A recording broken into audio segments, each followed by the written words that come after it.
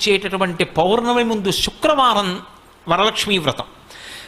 ఆ రోజు తిథితో సంబంధం లేదు, వారంతో సంబంధం. ఏ తిథి ఉంది, ద్వాదశి ఉందా, త్రయోదశి ఉందా, చతుర్దశి ఉందా, లేకపోతే ఏకాదశి ఉందా, పంచముందా, సప్తముందాతో సంబంధం లేదు.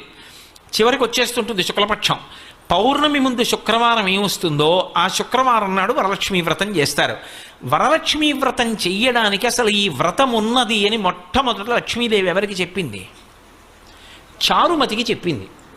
తెల్లవారు లేస్తే మనం కథ చదువుతాం. చారుమతి ఆ మాటకు అర్థం ఏమిటి?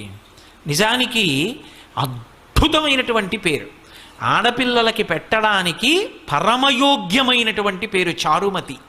ఎంత చక్కటి పేరు!